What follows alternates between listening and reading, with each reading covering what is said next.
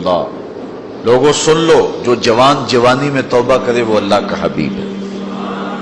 اور ایک روایت میں آتا ہے 1000 بوڑھے کے توبہ کرنے سے اللہ کو ایک جوان کی توبہ زیادہ محبوب ہے۔ اور جب کوئی جوان جوانی میں توبہ کرتا ہے اللہ کا عرش بھی خوشی میں جھوم اٹھتا ہے۔ جوانی کی توبہ اللہ کو بہت زیادہ پسند ہے۔ وہ جوان جس کی جوانی اللہ کی عبادت میں گزری۔ جوانی مستی کا نام نہیں ہے، جوانی آوارگی کا نام نہیں ہے، خواہشات کی تکمیل کا نام جوانی نہیں ہے، موڑوں اور چوکوں پہ کھڑا ہونے کا نام جوانی نہیں ہے، مصلی پہ بیٹھ کے رب کے حضور آنسو بہانے کا نام جوانی۔ ایک روایت میں آتا ہے کہ تمہارے بہتر جوان وہ ہیں جو بوڑھوں کی مشابہت اختیار کریں، اور بدترین بوڑھے وہ ہیں جو جوانوں کی مشابہت اختیار کریں۔ تو بہترین جوان یہ ہے کہ جو جوانی میں بڑھاپے جیسا ہو، بوڑھوں جیسے انداز اور اطوار اور عادتیں اپنائے، اچھے اخلاق اور اچھا انداز، اور مصلی کو لازم پکڑے۔ وشاب نشأ فی عبادت اللہ، وہ جوان جس کی جوانی اللہ کی عبادت میں گزری۔ شب و روز، میں نے کل بھی کہا تھا کہ بڑھاپے کے اندر نیک اعمال کرنا بہت بڑی بات ہے، بہت بڑی سعادت ہے کہ بڑھاپے کے اندر نیک اعمال کیے جائیں، لیکن عبادت کا جو لطف جوانی میں ہے وہ بڑھاپے میں نہیں ہے۔ اللہ اکبر۔ اللہ تعالیٰ جل شانہ جوان کی توبہ کو پسند کرتا ہے، وہ جوان جو اللہ کی عبادت میں، وشاب نشأ فی عبادت اللہ، وہ جوان جس کی جوانی اللہ کی عبادت میں گزری۔ اب عبادت کا مفہوم بہت وسیع ہے۔ ویسے بہترین عبادت نماز ہے، بہترین عبادت الصلاۃ، نماز ہے، اور حضور نے اس کو اپنی آنکھوں کی ٹھنڈک قرار دیا۔ لیکن صرف عبادت کا مفہوم نماز تک ہی نہیں ہے، عبادت کا مفہوم بہت وسعت والا ہے۔ ساری زندگی اللہ کی رضا میں گزار دینا، اللہ کی مرضی کے مطابق زندگی گزار دینا، یہ عبادت ہے۔ اللہ اکبر۔ بعض نے کہا کہ بس اس کی رضا میں اپنے آپ کو گم کر دینا عبادت ہے۔ غلام کو عبد کہتے ہیں نا، اور عبد وہ ہوتا ہے جو اپنے آقا کی مرضی میں اپنی مرضی کو گم کرتے ہیں۔ کوئی شخص کسی غلام کو خریدنے گیا نا منڈی میں، جب غلام بکتے تھے، فروخت ہوتے تھے، تو جا کے ایک غلام اس کو پسند آیا، تو اس نے جب اس کا سودا کیا تو غلام سے پوچھتا ہے تمہارا نام کیا ہے؟ تو غلام کہتا ہے میرا نام کوئی نہیں ہے، جو رکھیں گے وہی میرا نام ہوگا۔ جب غلام ہے تو پھر اس کی اپنی مرضی ختم ہوگی۔ تو ہم اللہ کے غلام ہیں، اللہ کے بندے ہیں، تو بندگی کا حق یہ ہے، اللہ اکبر، کہ ہم سر سے لے کر پاؤں تک اس کے ہو جائیں۔ تیرے ہندیاں سندیاں محبوبہ، میں کافر ہوا جب میں ہوا۔ اپنی ذات کو تو فنا کرنا ہے، اپنی ذات کو تو قربان کرنا ہے۔ وہ جوان جس کی جوانی کے حسین ایام، جس کی جوانی کے خوبصورت لمحے، جبکہ بانکپن تھا، جبکہ خواہشات کا ہجوم تھا، جبکہ تمنائیں اپنے عروج پہ تھی، لیکن اس نے سب کچھ اپنے رب کے لیے قربان کر دیا۔ سحری کے وقت اٹھ کے مصلی بچھایا اور آنسو بہائے، اور اللہ کے حضور عبادت کرتے ہوئے اپنی رات کو بسر کیا۔ ایک روایت میں آتا ہے جو دن کا روزہ اور رات کی عبادت نہیں کرتا اس کو ایمان کی حلاوت ہی نصیب نہیں ہوتی۔ ایمان کی ایک حلاوت ہے، ایمان کی ایک مٹھاس ہے، ایمان کا ایک مزہ ہے، ایک سرور ہے۔ وہ کس کو نصیب ہوگا؟ جو دن روزے سے گزارے گا اور رات مصلی پہ گزارے گا، اپنی آنکھوں پر حیا کے پہرے بٹھائے گا، اپنی سوچوں کی پاکیزگی کا سامان کرے گا۔ ورنہ جوانی آئی اور گزر گئی، اور اپنا قیمتی وقت ہم نے برباد کر دیا۔ جس طرح ہر چیز کا بانکپن جوانی میں ہوتا ہے، عبادت کا جو سرور اور عبادت کی جو لذت جوانی میں نصیب ہوتی ہے، وہ زندگی کے کسی اور ایام میں نصیب نہیں ہوتی۔ اس لیے حضور نے ارشاد فرمایا کہ وہ جوان وشاب نشأ فی عبادت اللہ، وہ جوان جس کی جوانی اللہ کی عبادت میں گزری، جب قیامت کے دن کوئی سایہ نہیں ہوگا، اللہ اس جوان کو اپنے عرش کا ٹھنڈا سایہ نصیب فرمائے۔ تیسرا شخص جو عرش الہی کا سایہ پائے گا، وَرَجُلٌ قَلْبُهُ مُعَلَّقٌ فِي الْمَسَاجِدِ، وہ آدمی جس کا دل مسجدوں کے ساتھ لٹکا ہوا ہے، مسجد کے ساتھ وابستہ ہے، ایک نماز پڑھتا ہے تو دوسری نماز کے انتظار میں بیٹھ جاتا ہے۔ حضرت عبداللہ ابن مسعود رضی اللہ تعالی عنہ رہتے ہی مسجد میں تھے، مسجد کی کچھ لوگ میخیں ہوتی ہیں، حضور فرمایا کچھ لوگ مسجدوں کی میخیں ہوتی ہیں، جب بھی دیکھو مسجد میں ملیں گے، ڈھونڈو تو مسجد میں ملیں گے، جب بھی فارغ ٹائم ملا جو فوراً مسجد میں آ گئے۔ فرمایا اگر وہ بیمار پڑ جائیں اور مسجد کی حاضری سے قاصر ہو جائیں تو اللہ کے کچھ فرشتے ہیں جو ان کا حال پوچھنے کے لیے ان کے گھروں میں جاتے ہیں، ان کی تیمارداری کے لیے جاتے ہیں۔ حکم ہے بازار میں دیر سے جاؤ اور جلدی واپس آ جاؤ، مسجد میں جلدی جاؤ اور دیر سے واپس آ جاؤ۔ المومن فی المسجد کالسمک فی الماء والمنافق فی المسجد کالطائر فی القفص۔ مومن مسجد میں اس طرح ہوتا ہے جس طرح پانی کے اندر مچھلی ہوتی ہے، اور منافق مسجد میں اس طرح ہوتا ہے جس طرح پنجرے کے اندر پرندہ پھنسا ہوا ہوتا ہے، کبھی مجبوراً آنا پڑ گیا تو جس طرح پھڑ پڑا رہا ہے کہ بہت جلدی نکلنا ملے مجھے، اس طرح منافق کا جی مسجد میں نہیں لگتا۔ مسجد میں جلدی آؤ اور دیر سے واپس جاؤ، لیکن ہم نے اپنے طرز زندگی کو الٹ بنا لیا ہوا ہے۔ بازار میں آدھے گھنٹے کے لیے جائیں تو 5 گھنٹے لگ جاتے ہیں، مسجد میں جاتے ہیں ہم صرف آخری وقت میں اور کوشش کرتے ہیں کہ سب سے پہلے واپس آ جائیں۔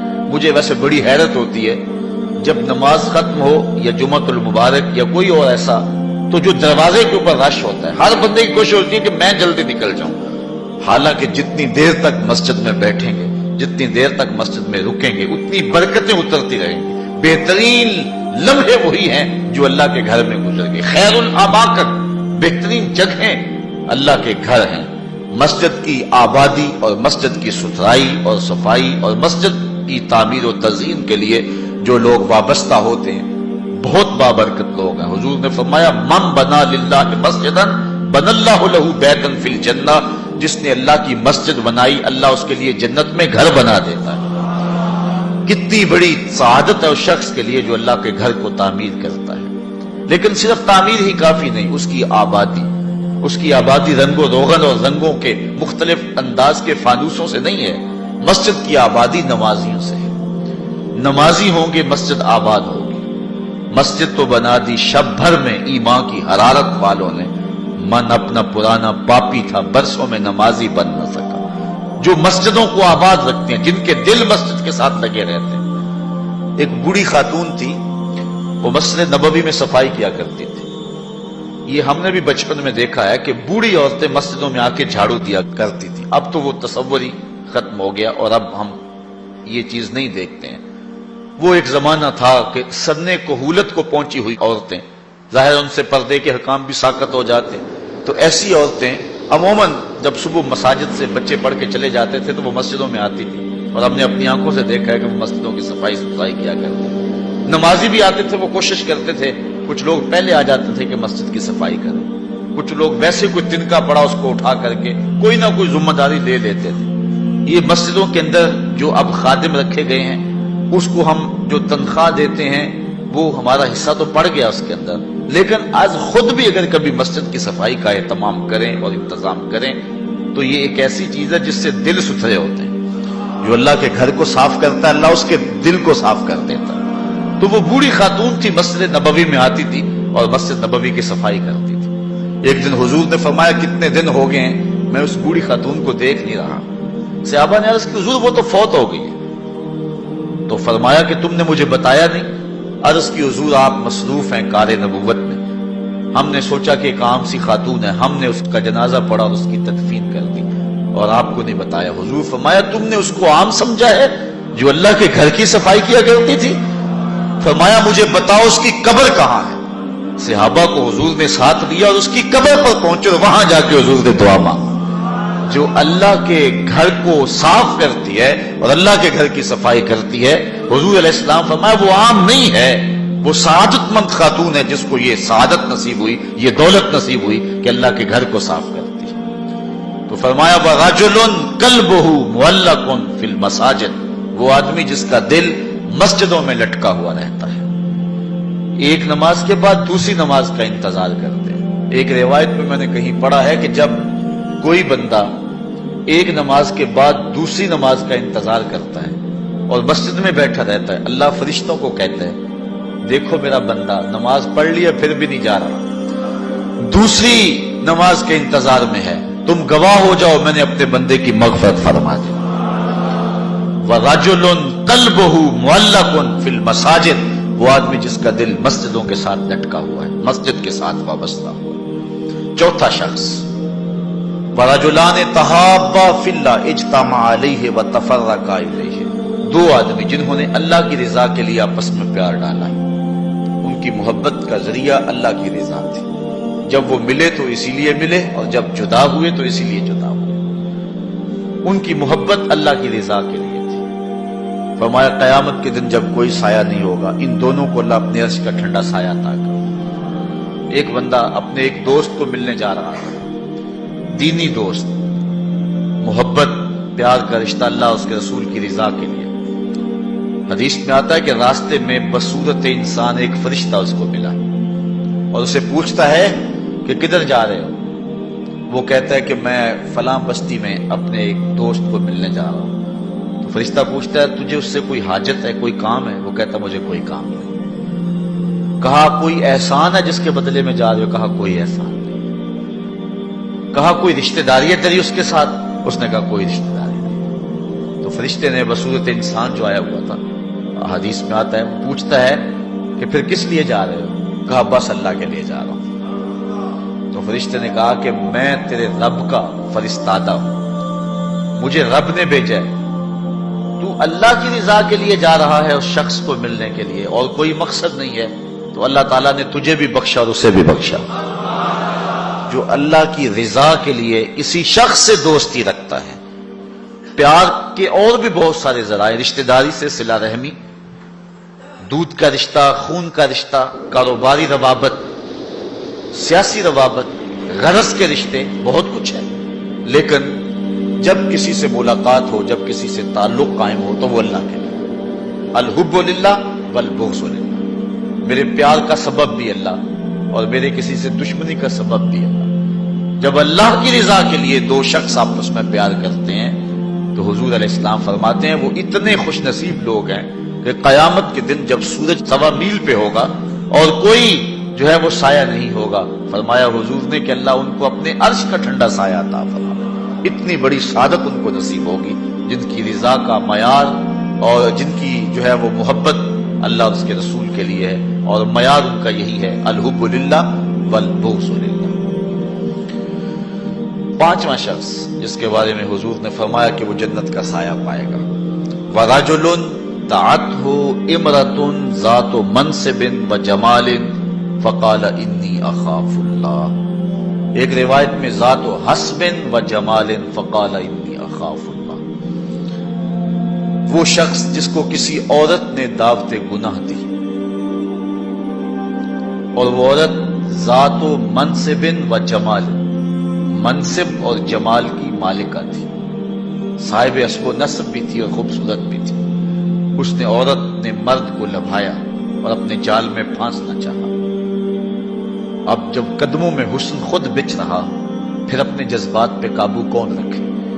لیکن اس جوان نے، اس شخص نے اس کی اس بات کے جواب میں کہا انی اخاف اللہ، تیری بات تو مان لیتا لیکن کیا کروں، رب سے ڈر لگتا ہے، اللہ کا خوف مجھے آتا ہے۔